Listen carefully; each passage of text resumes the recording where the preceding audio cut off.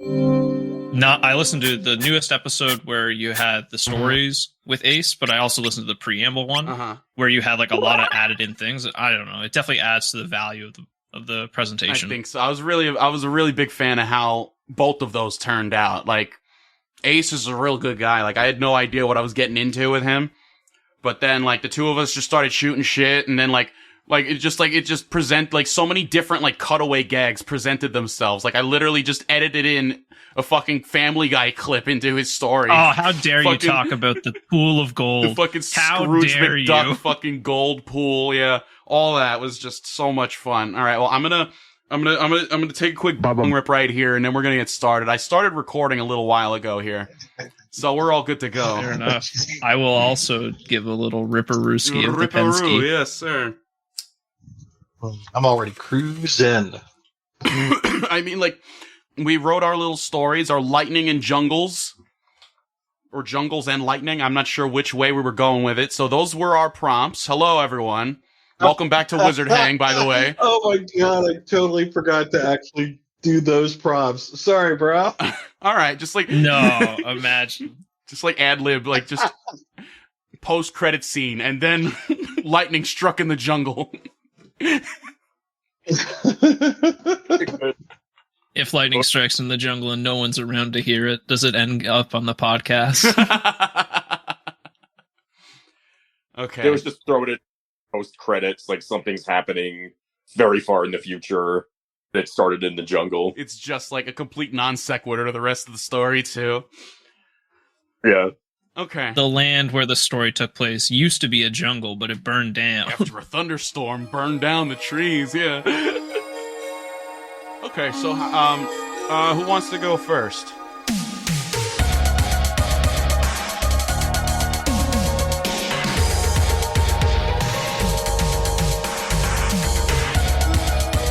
Okay, now it's about lightnings and jungles. Oh, wonderful. There you go. There you go. Yeah. Prompts incorporated. I did my job. You just knocked it out in the past minute. You just slid that in. Mm-hmm. Would you like to go first? Yeah, sure. Or would you like to introduce yourself to the podcast? Hello. My name is Liam Alden Smith, aka WareWolfBarmitzvah. I am an aspiring writer and erotica creator. I guess if I want to plug something, I'm going to plug my erotica. My online handle is WareWolfBarmitzvah, where with an A, .com, WareWolfBarmitzvah.com, and it's peril and vor and bondage. So if you're into that stuff, hooray! If not, please stay away. You will not like it. Nice. You got a nice list of credentials there. Yeah. I have listened to a bit of your show. I'm still digging through it. I got involved with Story Lords through the Star Trek podcast, and I had listened to Josh on fantasy fiction. So that was my sort of through line into all of this. Mm-hmm. And I'm just really enjoying where this is going. I think that this is really building a cool community, and it's really cool to see you doing this and seeing other people like building their own creative projects around this whole group. Yeah, you know what? Like when they announced on the show that this is what the Discord is for. Just go nuts, do a writing club, whatever. I was just like, oh, this is perfect. I can milk this for so much content. We got like 7 other guys that all want to do this too. I can milk you. I can milk all of you. This is awesome. I'll also introduce myself before you get started on your story. Sounds perfect. Yeah, go for it. My name is John Anderson, plain old white guy name. I go by Dr. Phil online usually. It's a long story. I can tell it if you're interested, but I'm very excited to tell my story. I also, big old Continue fan from back in the day. Fantasy fiction was my favorite podcast growing up, but thankfully it's back in the way. So very excited to be here.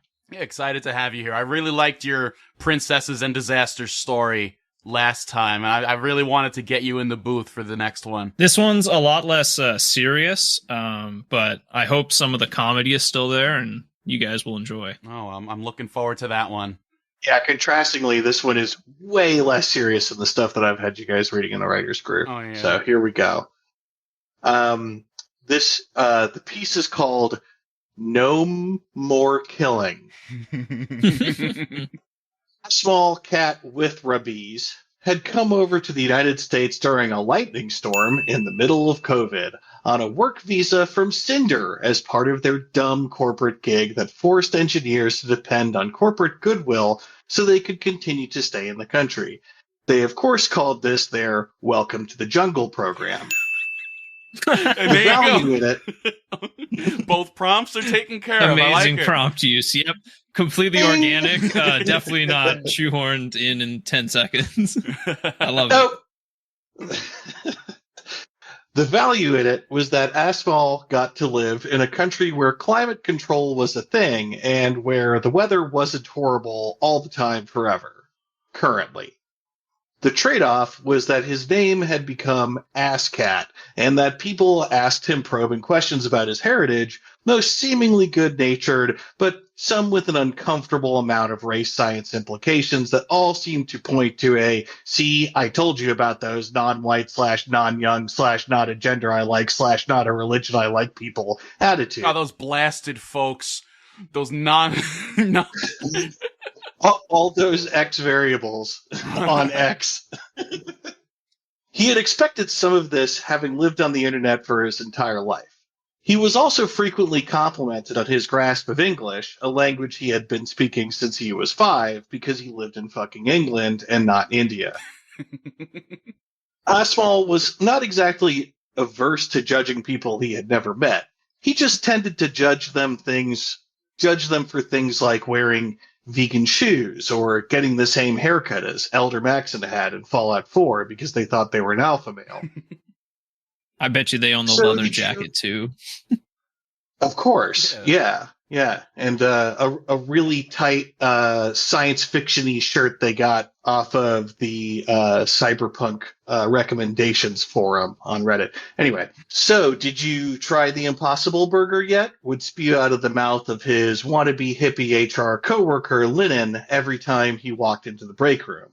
He would actively avoid looking at the idiot crystal she had lassoed around her neck to target the eyes toward her cleavage and flash a big well of preserved British smile brought to him by public dentistry that now surpassed America's own garbage pile of bring your own insurance so we can reject it. Right. Yeah, sure did. Great burger, he would say in Oxbridge accent that really should have been reserved for saying, no, I wouldn't eat that sodding tripe if you fed it to me on a gold napkin, you sniveling little mouth-breathing pleb. She would giggle at his accent and tell him about how she couldn't get cheese on the burger because it was bad for the cows, and that he really should try to eat a vegan diet because she had been on it for 2 years, and it was really good for her skin. Asmal had never implied he was not a vegan, and if she had paid attention, Lennon would have noticed the microwave servings of lentils and vegetable salads with faux cheese he ate nearly every day, or even, I don't know, had the curiosity to ask if he was a vegan. It wouldn't have bothered Asmal as much if she didn't refer to him as Ayeshmahal, like she was trying to process instructions as she was trying to process instructions for the conduit for alien coding coming down from V'ger in Star Trek the Motion Picture, and said this mispronunciation of his name constantly. Was it worse than Asscat? Asmal had discovered his love for high-powered rifles back when he lived in the West Country and north of Plymouth. Was that Plymouth or Plymouth? Well, it's one or the other. Anyway. Either one, yeah. His uncle Harvinder, who was committably insane, had taught him how to shoot rifles and how to handle explosive rounds. His uncle, who again was committably insane, was convinced that a Muslim army was going to cross the English Channel from France and invade Britain, starting in the West Country, and he wanted to be there as the Hindu fist of God. Again, his uncle was crazy cuckoo town banana splitsville bonkers. But Hindu nationalists who prided murdering Sri Lankans also often had an inexplicable pipeline to weapons that they likely got from the very same Muslim arms dealers they were afraid would supply the impending caliphate. Meanwhile, Asmal got to blow up hay bales with a rifle that was meant to destroy tanks. When Asimov got to the United States, he was obviously denied access to this level of fun and had to resort to watching that interview with Conan O'Brien from the 90s, where he shoots machine guns at targets with Hunter S. Thompson on YouTube. But as with all good uncles, Harvinder knew a guy who had hooked up Asimov with the perfect replica of the rifle he had used on Harvinder's range and had even secured a spot he could go for explosive rounds. At this point in the story, you may be concerned that Asimov is going to murder someone. He is not. Asimov, as his mother would rightly point out to you, is a good boy who would never do such nasty things. Now shut up and take this 3-day-old curry to your sister at the salon so she can get some lunch because she needs to put some meat on those bones or she'll never attract a rich man. You know what those American freaks are into. So, was it Asimov's plan to have a perfectly lined up shot on Lennon's front door so that he could blow the door off its hinges after both her and her life partner left to work? Probably not. But Lennon really, really liked that fucking Impossible Burger. So with one well-placed shot, off goes the door. Blammo! Oh my god. The whole neighborhood is... Fucking, let me tell you, the Impossible Burger, right? That thing's fucking, like, it's disgusting. Like, it tastes like meat, right? It tastes like meat. But, like, it's so fucking processed. There's so much salt. There's so much shit. There's so many man-made horrors beyond your comprehension in that thing. You might as well just eat some red meat. It's so fucking bad for you. I haven't tried it yet. But The hype around it has become like the hype around Final Fantasy VII when I was a kid. And at this point, I'm kind of like, you know what? Don't want to play Final Fantasy VII. Sorry, I'm sure it's a great game. There's a vegan butchery that's like just a few blocks away from where I live. And I can understand the big market for it, but there's one product they have that gets me, and I don't understand why it's called this. But have you guys heard of nut cheese? Yes. Vaguely. Yeah. yeah, You know, you can make cheese out of nuts, Yeah. apparently. I don't think that's the best naming scheme. Nut cheese. No. It doesn't sound very appetizing. No. I am in full agreement. It's delicious, but every time I have to eat it, and I'm like, wow, this cheese came from someone's nuts, and those nuts are great. It's a little bit confusing. yeah.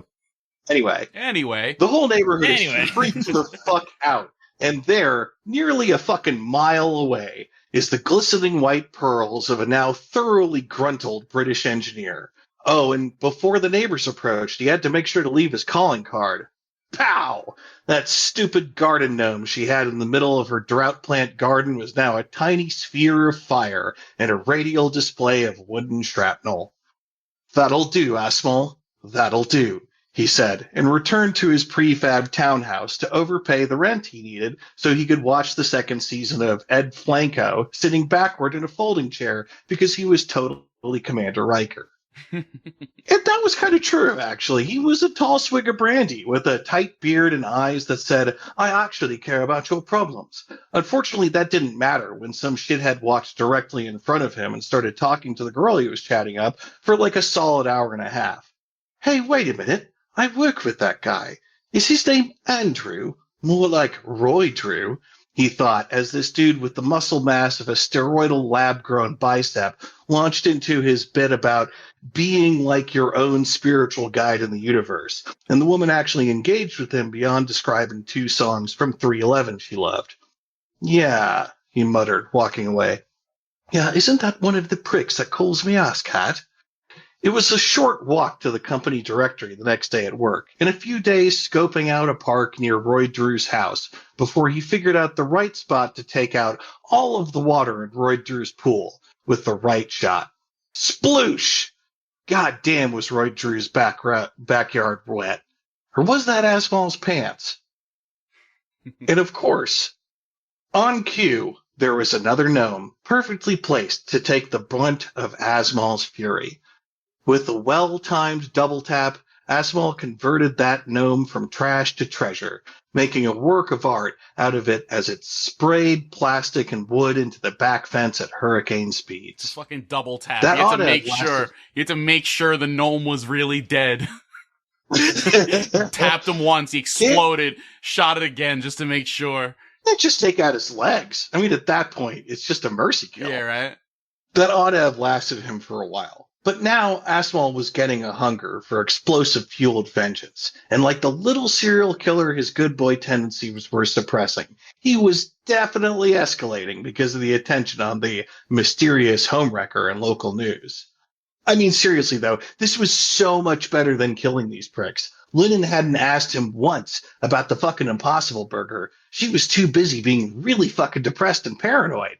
Roy Drew had stopped calling him Asscat because Roy Drew had forgotten his name entirely in all the panic clearly associated with his own finances, since Roy Drew's backyard had been converted to a set piece from All Quiet on the Western Front.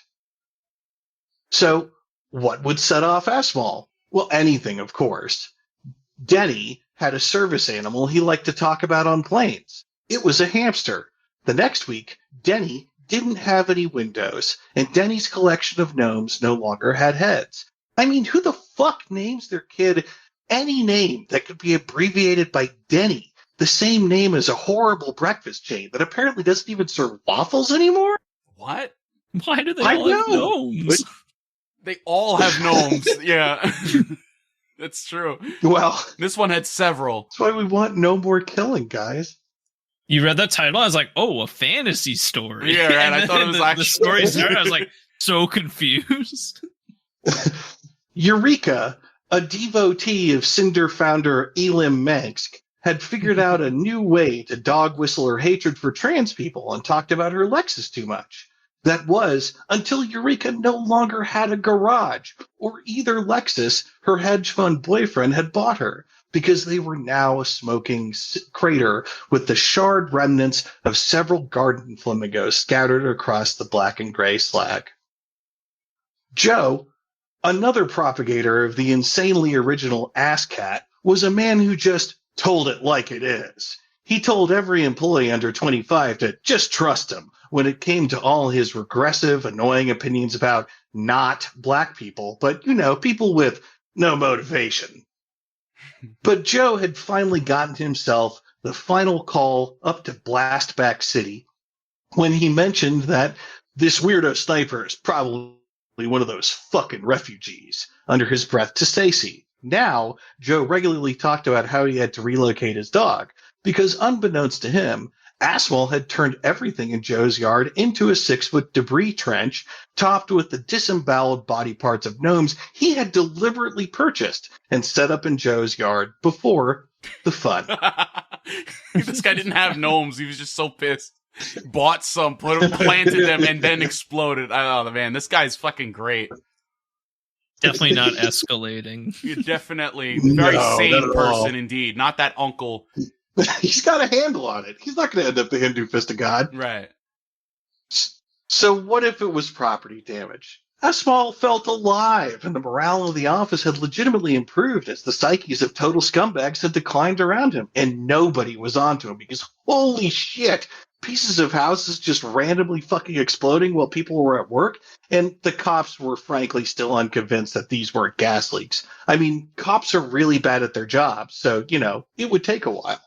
When Asmal was coming home for his most recent going hardcore day, mandated by total narcissist and culture ruiner Elim Manx, it did strike him as out of place that there was a gnome on his front yard. And it wasn't just some normal-ass gnome. It was a motherfucking pissed-off gnome with a drinker's nose and a pair of bloodshot eyes that said, "A racist that hates Irish people definitely carved me." He threw the gnome in his neighbor's trash and went inside. But he didn't get through the front door before it fell off his hinges. "Jesus fuck," he said to no one, and dragged the shoddily constructed door into his garage. Inside his garage, every wall had been replaced with canvases on which Tub Girl was printed in high definition. If you don't know what Tub Girl is, do not Google it. Okay. You will not be happy. Now I gotta Google it. None of us. I'm Googling this currently on the Oh, air. God. Tub Girl, you say. I can't believe I just ruined all of you. Just kidding. As if I haven't been exposed to that nightmare. Why should you not Google it? I'm about to tell you, none of us who know what Tub Girl are happy people anymore. That is impossible, considering that we were exposed to Tub Girl. What is it? Oh no. That's- Good to know no. time will erase all things. Oh no, yeah, no. I'm looking at something right now. I kind of regret Googling this. No, now. time will erase all things except for Tub Girl, Oh, no. Goatsy, and Mr. Hands. Those are These eternal. delicious blue waffles, though. Yeah, don't Google Can't that. get enough of them. And then have a lemon party Asshole. after. Oh, of course, yeah. You got to finish it off with a lemon party. Fortunately, I have not seen that one. I've known to stay away after the other 3 experiences. Yep. Asmal vomited because he saw Tub Girl. As he was projecting out his insides, he realized that it would spray all over the toolbox he had left open. Wait, he had closed that toolbox, hadn't he? When he went to get a mop out of his closet, a different clothed version of the same definitely racist gnome fell on his goddamned head from the top shelf of the cabinet. Okay, he said, nursing his mild head wound and looking at the fallen gnome. This is, should I say it's getting weird? I have been blowing people's doors off with high-powered explosives, so weirder? He had to have been found out, right? Whatever. It was best to sleep it off. Well, that was if he could get to the bed. Between the mop handle breaking while cleaning his own vomit, the kitchen chair falling out from under him, the silverware cabinet nearly falling on him, and the threshold floorboards of every remaining room being made uneven, Asmal felt he had become a contestant in the Running Man.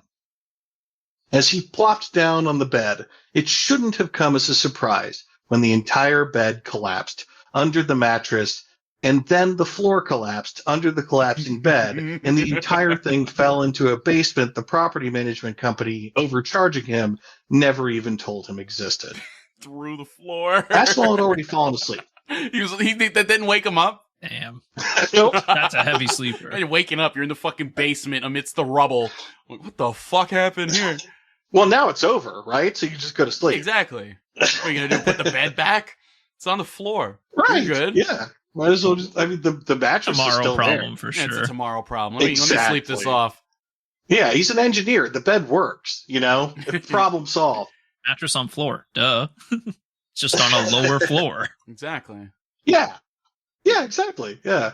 Nice cool breeze. When he woke up the next day, he couldn't say he was totally surprised to be covered with Sharpie illustrations of genitalia that were quite good.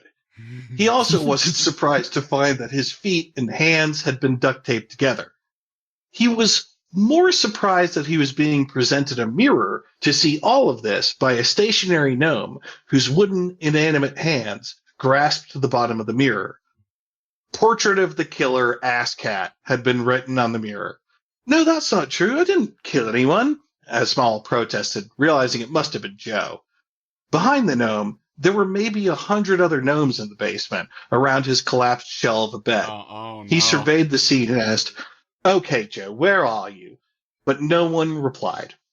Instead, an egg timer went off, and a sniper rifle rolled forward on a pulley contraption, where it had been rigged so that a piece of string was taut against the trigger.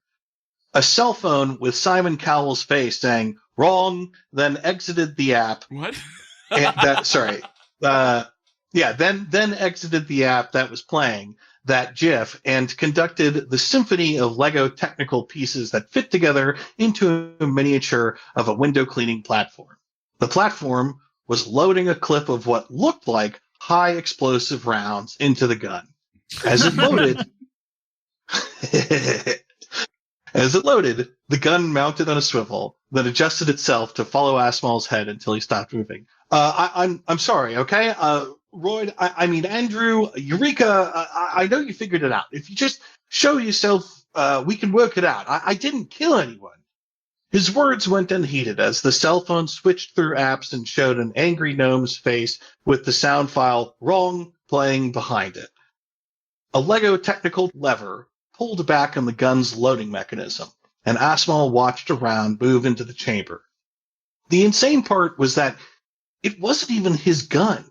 It was a high-powered explosive rifle that someone else had bought with their own money and then rigged all of this up on their own time. Which of the gonads he had punished was even this intelligent? All of them were basically level 7 susceptibles in the pyramid scheme of this snowballing fascist oligopoly was pulling on its own people. But there it was, the rifle safety being switched off by the technical doodad rigged to operate the rifle. Why are you showing me all of this? Why haven't you actually done it yet? Look, I'm sorry. I mean, if you wanted me to suffer first, okay, I'm suffering, but I didn't kill anyone. So you don't have to kill me, okay? It's not a big deal. As the words came out of his mouth, he watched the platform holding the sniper rifle spin in a wild arc toward the back wall of the basement behind him, past the crowd of gnomes, and fire into the wall. Asmal cringed and winced as he expected the basement to become a smoldering pile, but instead, all he heard was a crack from the silenced barrel, followed by the shthunk of industrial lighting being switched on. He opened his eyes from his tight-shut wince to see a spray of flour scattered across a red frosted sign that read, "It's a big deal." The amount of gnomes was so many more that could be revealed in the dark basement having been lit by the caved-in hole from above. There must have been thousands. This was a number of gnomes that no one would buy. It was beyond the price range of literally anyone he had revenge blasted.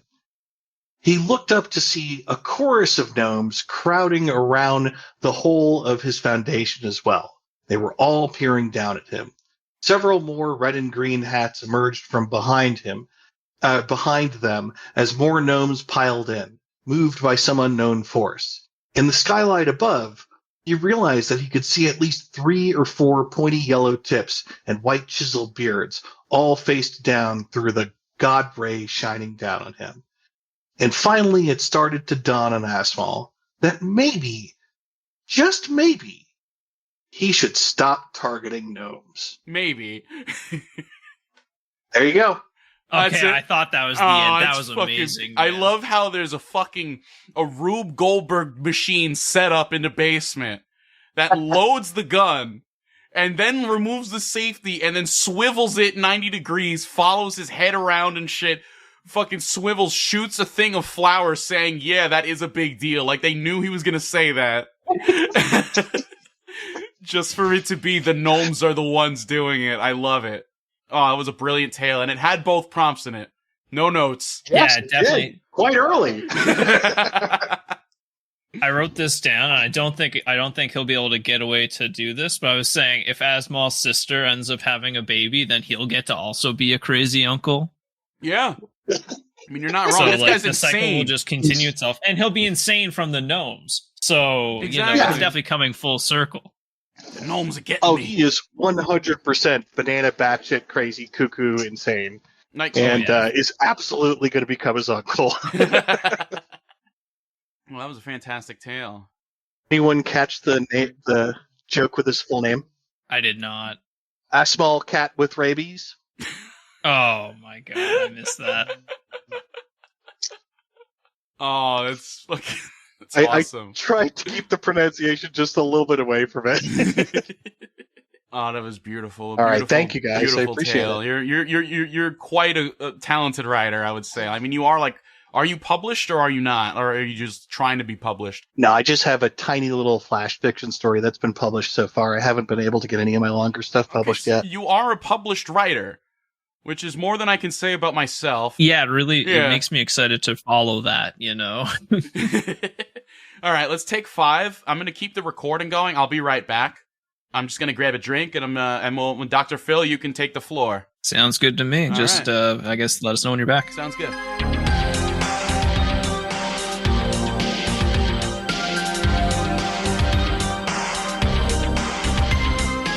Well, I suppose this is, I'll pick it up here and take it in with my story. That's your cue.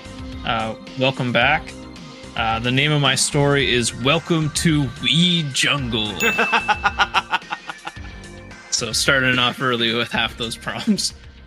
Gus Trickleman and Bartholomew the Skunky huddled together under a giant fern deep in the Weed Man jungle, waiting out the storm. Who is the Weed Man, you might ask? Well, you'll be surprised to learn it originates from the Weed D Man, but the knowledge of this had been lost to time. The two teens cupped their hands around Bart's rusty lighter, trying to take advantage of what was left of their meager herb supply. The boys had known each other their whole lives and had spent their childhoods daydreaming of the adventures they would go on. Unfortunately, the devastating reality of life sunk in around 12, which was also the age that Bart had earned his nickname. As the boys managed to get the paper of their spliff to catch, the fern gave out, soaking them to the bone. "Motherfucking fucker," shouted Bart, shoving his lighter into his pocket. "Hey man, it could be worse," Gus stated glumly, putting his hand around his friend's shoulder. "Are you for real? We're literally on a quest because our lives couldn't get any worse. When we left town, you were smoking roaches to try and get high. What do those bugs ever do to you, man?" "Yeah, I mean, life sucks, but let's not... It's not going to get any better if we don't reframe our thinking." "Cut it with the Zen stoner talk, Gus. You know as well as I do that the dankulate of Willie Nelson doesn't exist, then this whole trip will be for nothing. Just like the lives we live." That last part went unsaid, but it was felt by both. "Well, I think the rain will lift soon and then we can get going. Are there any magical oils left in the portable wizard wand? I could really use a hit." Bart took the thin black wand out of his pocket and touched its activation rune. Sadly, in the darkness, the rune blinked, indicating its lack of mana. The boys gazed forlornly into each other's eyes, knowing they would have to be sober at least a few more hours.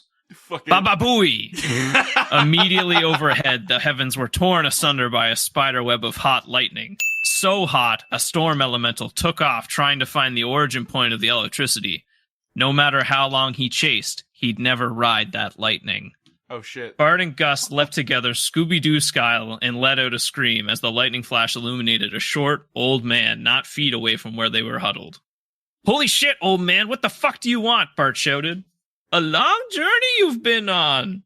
Trials and tribulations you have passed, but now few remain to stand in your way," the old man said, facing the wrong direction. "Yeah, cool, whatever, you old coot. Do you want some food or can we help you?" "The ground shall sneak beneath you as your destination rises to meet you. Only a keen eye shall be your salvation." "Seriously, dude, this is grounds for self-defense at this point. You gotta leave. Let him talk. Maybe he has glaucoma, if you know what I mean." Gus cut Bart off quickly, not wanting to anger the stranger. There you go. "When you reach the treasure, you shall find one of you is luckier than you think, and the other is more unlucky than you could ever believe. Toodles!" With another lightning flash, the small man disappeared, and with him went any previous signs of the storm. "What the absolute fuck was that about?" Bart yelled, spinning towards Gus. "I don't know," Gus mumbled around the joint he had stuck in his lip, holding out his hand for Bart's lighter. "But let's get back on the move. Temple won't find itself." The teens wandered through the thick underbrush, hacking at vines and plants with Gus's dad's machete of yard work. It was hard work, this not-quite yard work, but Gus felt a sense of accomplishment he hadn't felt since everyone said he was a smart kid, and then used that as a good enough excuse to neglect him the rest of his life. He knew the dankula could be his and Bart's ticket out of the low life and into the high life. Willie Nelson had been famous for his iron lungs, a dark sorcerer in search of the highest of highs. I originally had magician in there, but I changed it because I didn't want it to be a dark magician.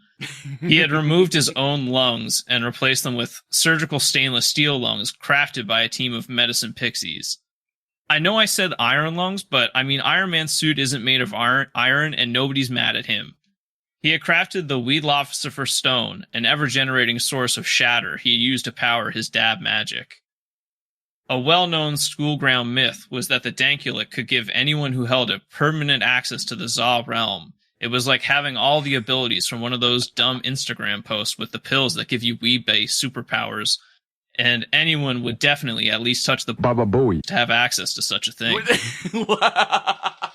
They would be kings. Oh my goodness. Lost deep in thought, Gus hardly noticed the change in texture beneath his boots. What he did notice was a vine-covered stone temple looming just past the next group of trees. Gus stopped, pointing up ahead. "Hey Bart, it's the temple. Race you there." But before he could move, he realized he was standing in a large pool of quicksand. Bart laughed as Gus calmly exited the strange sand, and they continued on, rolling their eyes. Maybe in someone their parents' generation would have been afraid, but everyone knows quicksand isn't actually that dangerous, and definitely not something that could be used as a trap. Did a 9-year-old design this temple? If this is the level of traps we're dealing with, then the amulet is long gone, Bart snapped, already anticipating failure.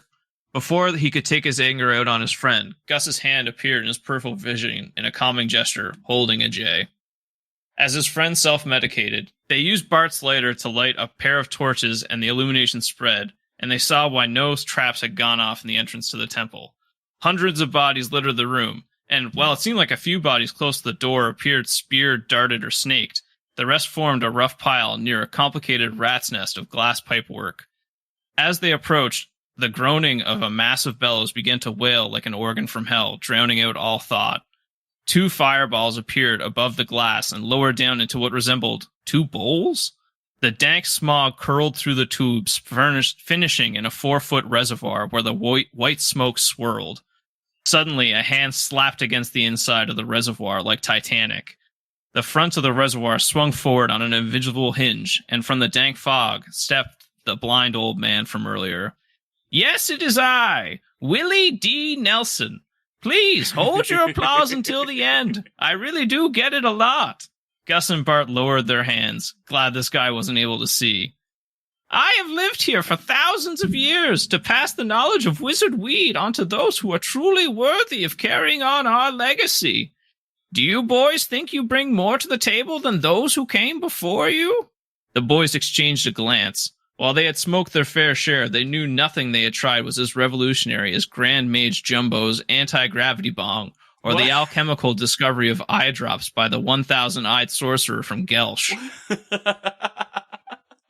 Even with that in mind, they knew they had to try.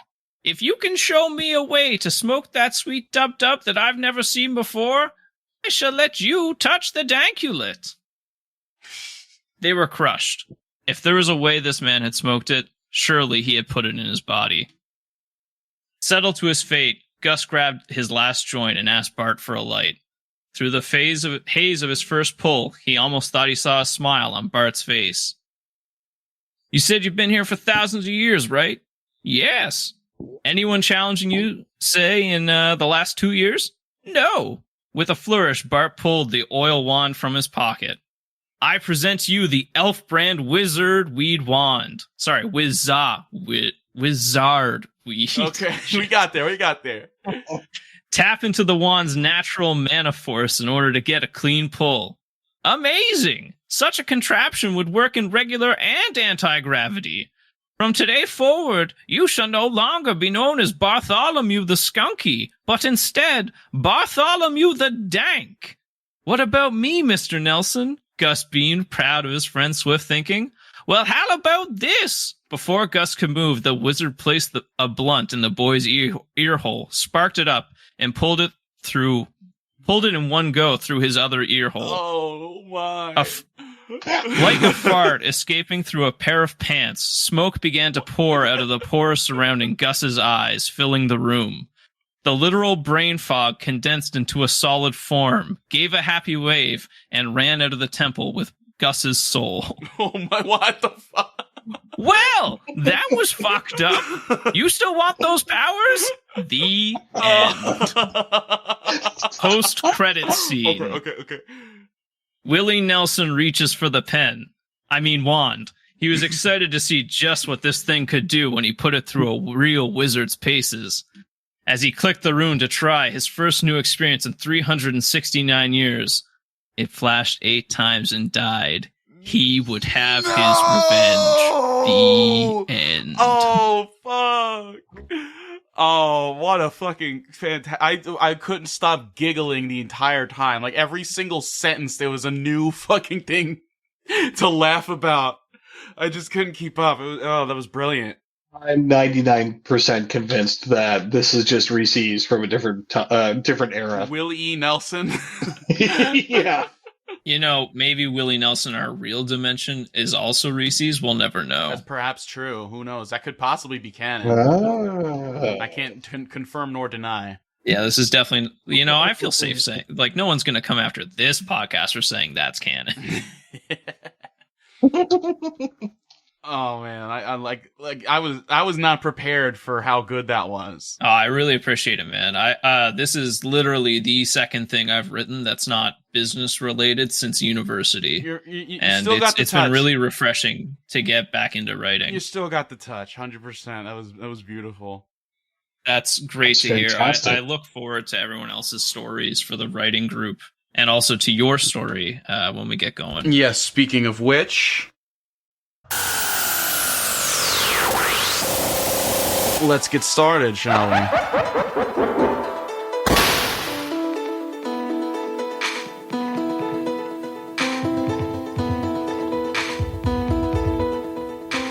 Okay, so here's the thing. My title is The Adventures of Sir Lightning McJunglecat.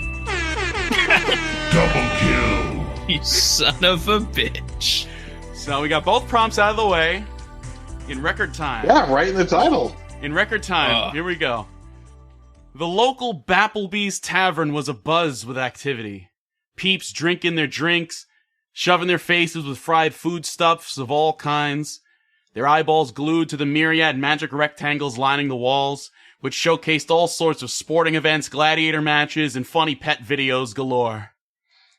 The air smelled of beer and wing sauce, and a big blue banner could be seen above the bathroom door that read, $10.99 all you can eat until you leave your seat special, in all caps. And let's just say our beloved protagonist found a way to get his money's worth. Sir Lightning McJunglecat, the finest knight in all of Oakburg, wore glittering armor that covered his entire body except for his taintial and grundular regions, such that his bright neon pink and green spandex thong could be left exposed to open air for all to see and admire. Very cat-like. Gotta show off. Exactly. Especially that area. It's always in your face. The taintular and the grundular regions. That's the scientific terms, I believe. Mm-hmm. And you got to be able to 100%. lick it anytime that you want in front of anyone. Exactly. Pink and green. Just like Cosmo and Wanda, because, wish granted, am I right? Lightning drunkenly slurred out loud randomly for no discernible reason, leaving the bar patrons nearest him all sorts of confuzzled. Our noble knight presently drank sweet wines and dined on fine fried confectionaries to his heart's content, his fair white skin all sorts of red and puffed out through the face hole of his helmet. For he has been sitting in booth number 3 over here getting wasted off his ass for nearly 3 days straight without getting out of his seat at all. This was made possible thanks to a neat little catheter rune given to him by Azataz the Wise in exchange for money. Indeed, our hero, Sir Lightning McJunglecat, enjoyed his never-ending buffet, wholly unconcerned with the whereabouts of the poop and piss that magically teleported out of his body. He ate and he drank some more as the magic rectangle nearest him beamed the latest orc skit ball game directly into his corneas. All this for $10.99? How could anybody say no to this? Yeah, right? He's in paradise right now. Catheter room. I mean, I was at a restaurant like this once, and my soul never left. Exactly. But, I need to go You can back. check out any time you like, but you can never leave. That's the true cheeseburger in And paradise. so he's watching that magic rectangle. And it's a beautiful Moonsday afternoon here at the Wangtown Stadium as the Wangtown Wizards face off against the New Orc City Knicks. The game's all tied up at 69-69, and with 4.20 seconds left on the clock, number 69, Lambda Johnson has the skull, takes a shot from half court, and he scores! The game ends with a score of 69 Wangtown, 72 New Orc. It was around this time that Sir Lightning looked out the window and saw a fucking dragon out there breathing fire and destroying shit, and generally causing mayhem in the town.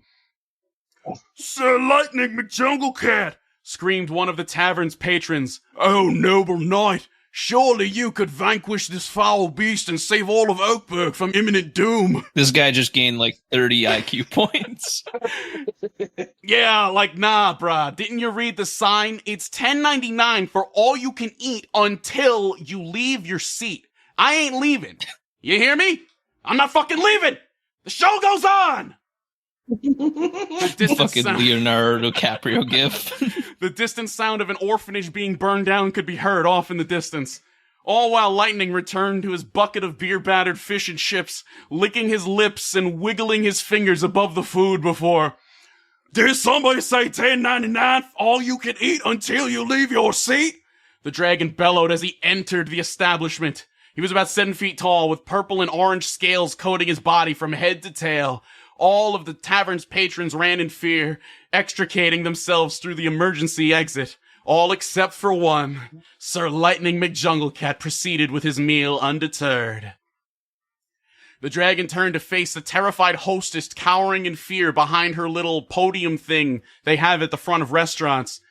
Wench, I'll have a table for one, please.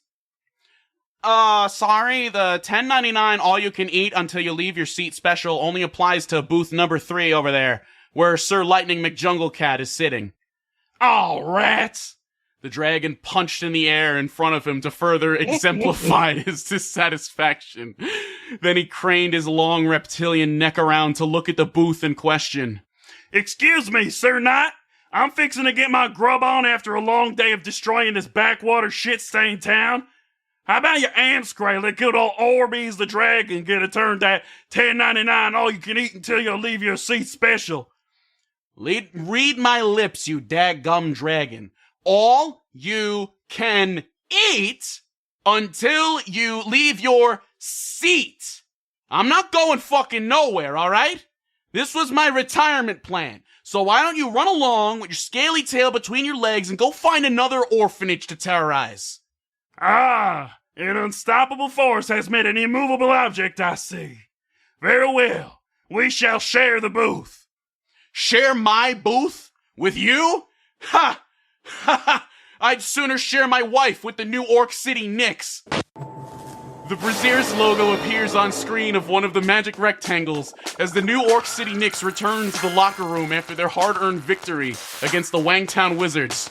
Mrs. McJunglecat steps into frame, wearing nothing but lazy lingerie and her wedding ring.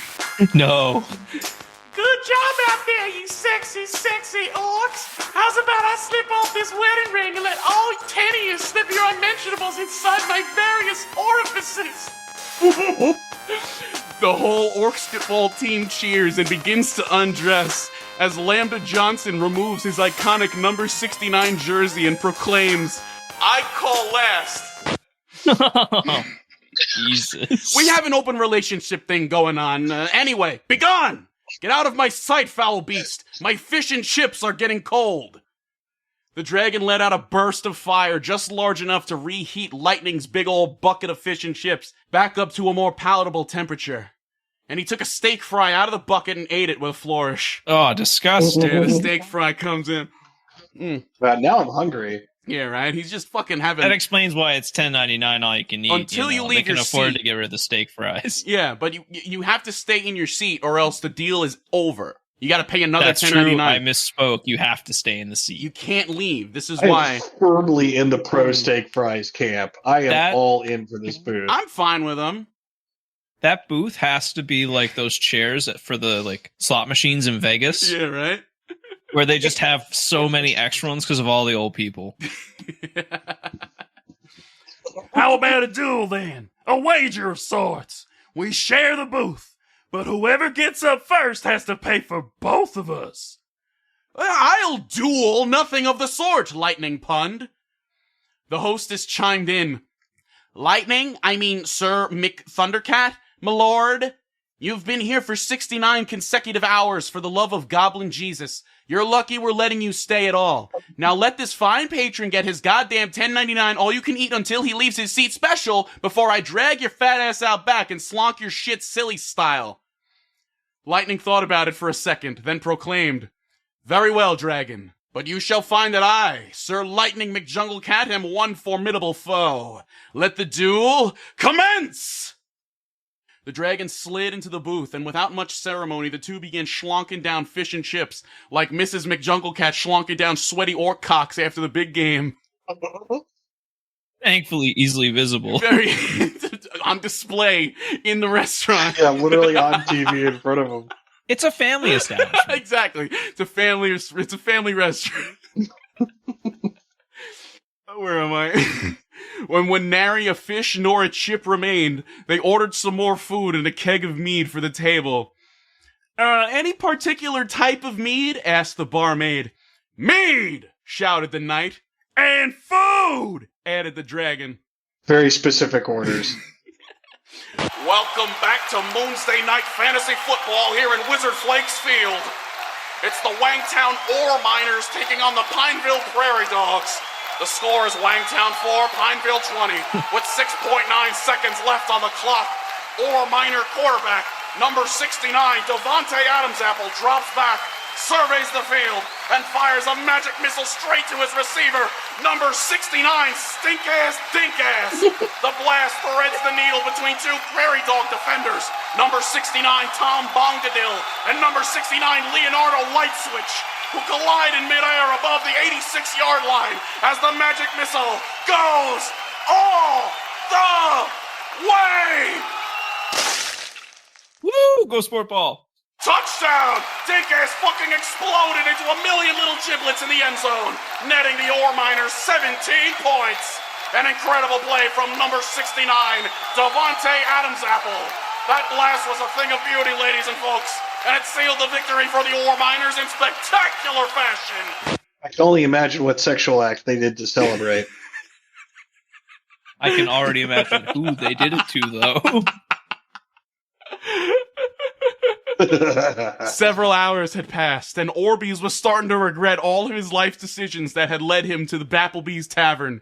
You see, the dragon had no such catheter rune or anything of the sort on his person, and presently he had to take a shit real bad.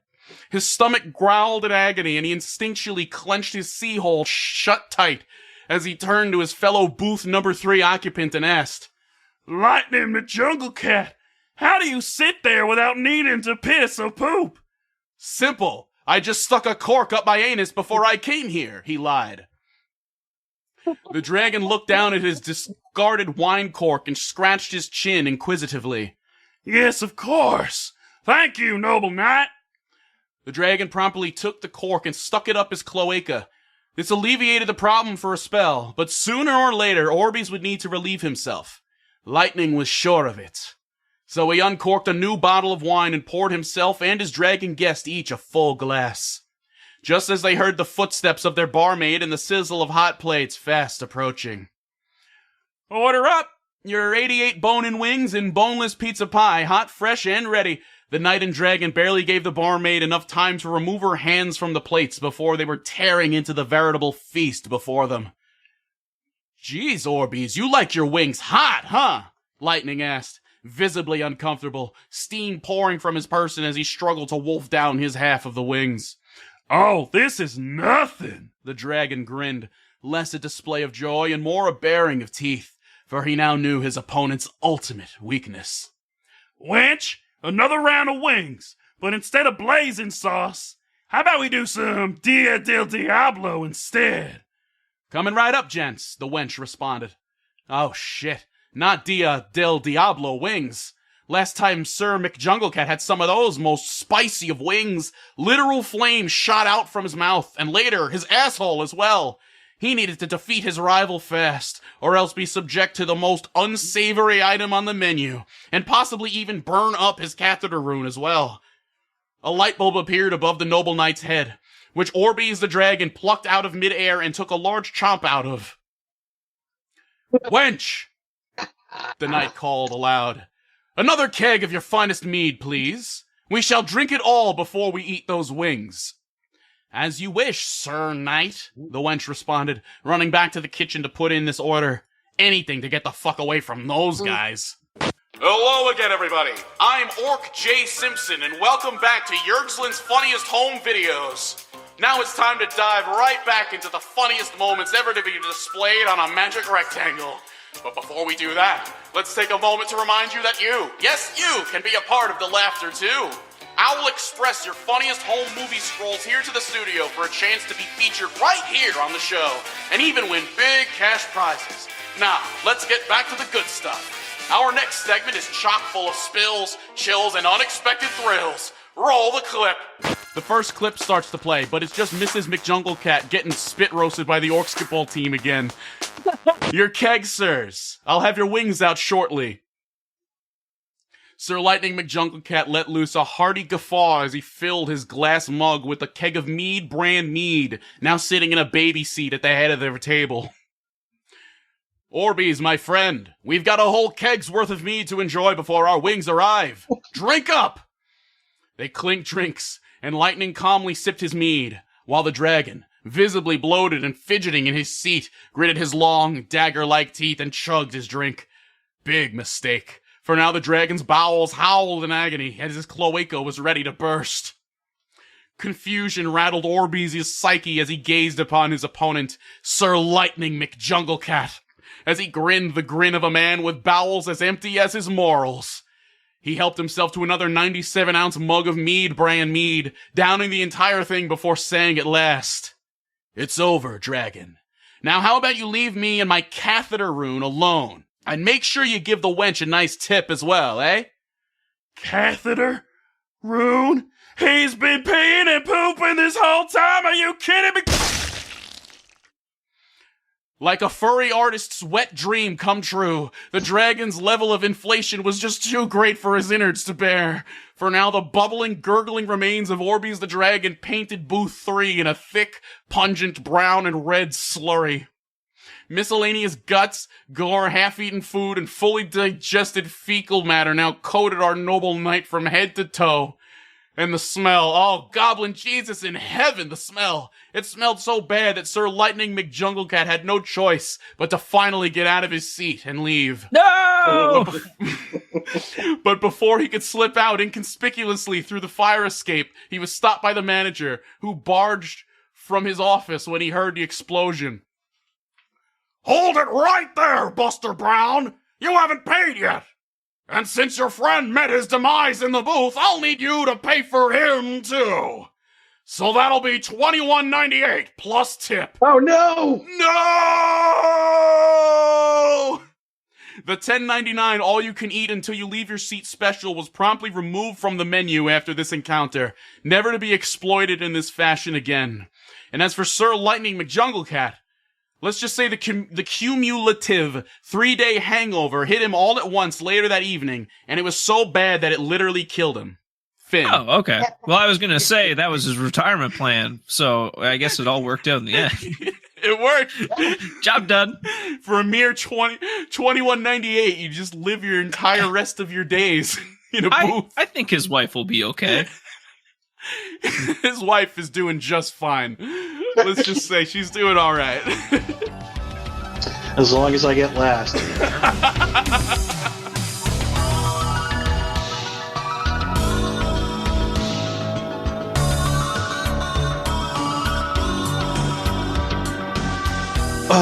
I'm really curious to find out what types of bones living pizza pies still do have. Yeah, right? It's just a boneless pizza. You ever see that meme? No. Oh my god, you're in for a treat. Okay, we'll cut to a clip of that. I'm gonna send you the link right now. It's it's a perfect way to end this episode. Yeah, pizza, what you want? Let me get a boneless pizza with a 2-liter of Coke. Fuck kind of pizza? Alright, look, let me get that pizza boneless. Pizza don't got bone on it. The fuck did I just say then? You said, let me get it boneless. Like pizza got a damn bone in it. Y'all got bones in your shit then? Bruh, just explain to me how the fuck pizza can be boneless. If it don't got bone in it, it's boneless. The whole time with the Orc J. Simpson, I was waiting for, and there's a white Ford Chariot on the highway. Oh, that would have been perfect if it cut to that. I should have actually made references to OJ during that, but it was just kind of, I thought the name was funny. No, that's perfect. You get to wonder what he might, did he do it in his universe? In this universe, who knows? Every one of those names was amazing. Absolutely amazing. Devontae Adamsapple. I like that every single player was the number 69. Yeah. That was so beautiful. It's like in baseball when it's Jackie Robinson Day and everyone wears 42. It was like one of those, I think. I laughed with every 69. I laughed at every Lightning McJunglecat.